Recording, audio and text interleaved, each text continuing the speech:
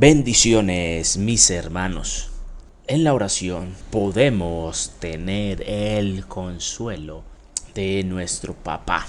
Es en la oración donde se revela todo. De verdad, Cristo viene pronto y debemos de tener la esperanza puesta en Él, los ojos puestos en Él. Las revelaciones que Dios otorga para una persona siempre son generales. Es decir, que si alguien dice una mentira, Dios pone versículos sobre ese tema.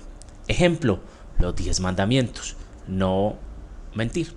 Pero, ojo con este pero, si Dios revela algo demasiado personal de una persona, algo muy íntimo de una persona, es por algo. Ojo, es por algo. Hay un dicho del mundo que dice: cuando el río suena es porque lleva piedras. Y si la persona no entiende que Dios le está dando luz verde, ojo, luz verde para un nuevo comienzo, debe de analizar muy bien qué es lo que quiere decir Dios. Ojo, y en las revelaciones nunca menciono nombres. Como persona me puedo equivocar porque en este momento estoy en un proceso de aprendizaje. Al montar bicicleta, el aprendizaje ¿cómo es? Con caídas. Lo mismo es en la vida. Si tú ves que estoy en el suelo, ora por mí. Ayúdame a levantar. No me juzgues. Cristo nos dejó un mandamiento: amarás al Señor y a tu prójimo. De estos dos depende todo. Y máxime si es para los hermanos de la fe. La mejor forma es edificarnos unos a otros, conforme a las sagradas escrituras. Se puede tener muchas preguntas, sí, y todas se van a responder en los videos. Y Esteban, ¿y por qué dices esto? La palabra nunca llega vacía. Llega a la persona indicada, así esté en otro continente o en el mismo país. El video del lunes será privado. Solo lo pondré en el estado de WhatsApp. Solo con el link se puede ver. ¿Por qué? Porque la palabra no llega vacía. Voy a hablar desde mi experiencia de la predestinación según la palabra de Dios, lo que he leído. El libre albedrío, el pecado y la gracia. Algo sencillo y rápido. El ejemplo mayor de predestinación es la palabra de Dios. Dios la escribió desde hace mucho y en ella está escrito de principio a fin lo que va a suceder hasta el final. Hablar de predestinación es hablar de profecía.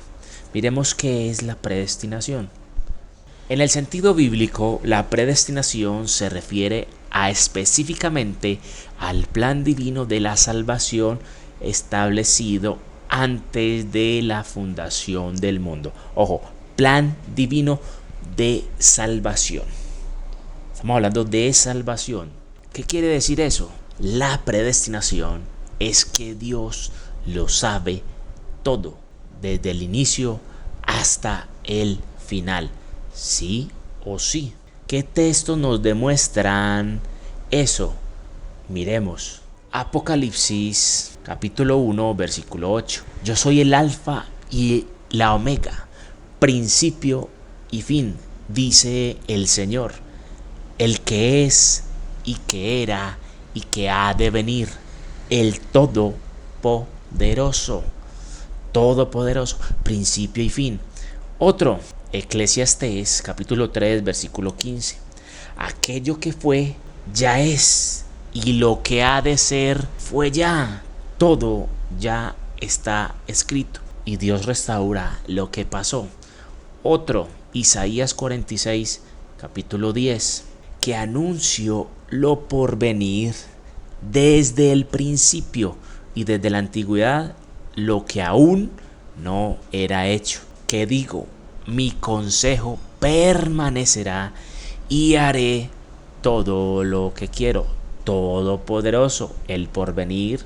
Si estamos hablando de predestinación, Dios sabe desde el principio. Ahora, mis queridos hermanos, las personas lo podemos ver de otra manera, porque nosotros no tenemos una mente infinita como la de Dios. Nosotros solo podemos ver un 0,002% del poder de Dios comparado con el 100%.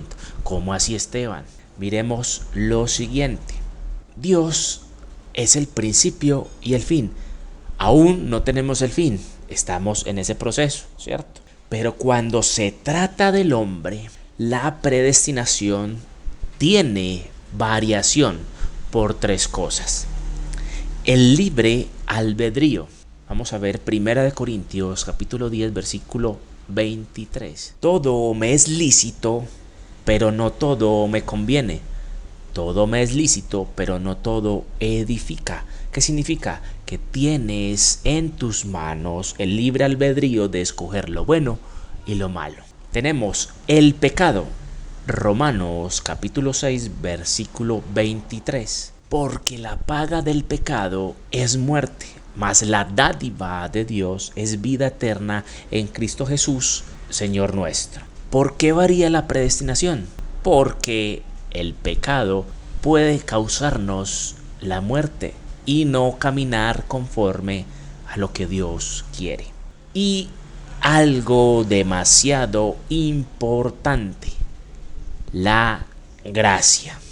Vamos a ver Salmos 103, versículo 8.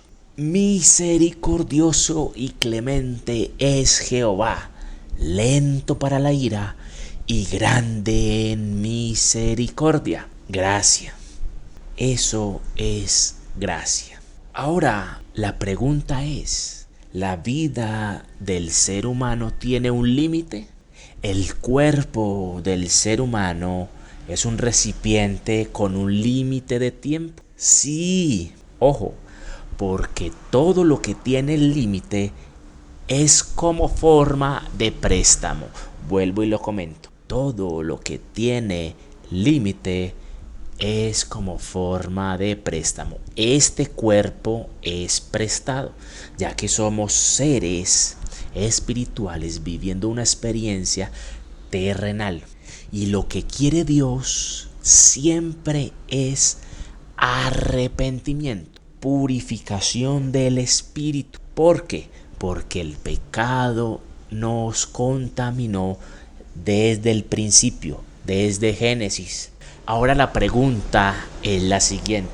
Téngala en cuenta y respóndala con sinceridad. Ojo a esta pregunta. ¿La gracia tiene límite? Sí, el único que es ilimitado es Dios. La gracia caduca. La gracia quiere decir que es prestada hasta la segunda venida. Cuando nosotros pecamos, entristecemos el espíritu y por pecar podemos tener muerte si no nos arrepentimos.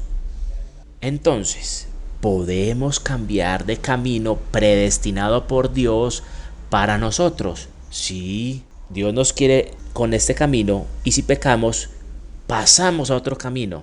Quiere decir que tenemos la posibilidad de permanecer en la carne y no en el espíritu. Sí, por tal motivo, muchos son los llamados, pocos los escogidos. Seamos sinceros, ¿cuántas personas prefieren el camino angosto, que es la vida en el espíritu? Pocas. Por tal motivo, la predestinación en las personas varía, porque depende de estas tres cosas. Pero esto no significa que porque varía, que Dios no conozca cada una de las variaciones que tiene cada persona hasta su final de la vida, hasta su periodo que tiene en la línea de Dios. Un ejemplo terrenal. Envías varias hojas de vida para una empresa H y también para una empresa W. Pero Dios conoce tu camino. Si te eligen en la empresa H, Él sabe cómo vas a caminar. O si te eligen de la empresa W, Él sabe cómo vas a caminar. Porque Él es el principio y el fin. Ay, Esteban, y en Juan capítulo 12, versículo 40 nos dice que Jesús cegó los ojos de ellos y endureció su corazón para que no vean con los ojos y entiendan con el corazón y se conviertan y yo no los sane.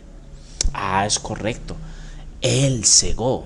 Sí, hay que ver el contexto porque Dios conoce el corazón de estas personas que son fariseos y los cegó porque Él sabe que están inclinados más para el pecado y no les resplandece la luz del Evangelio porque Satanás los tiene dominados.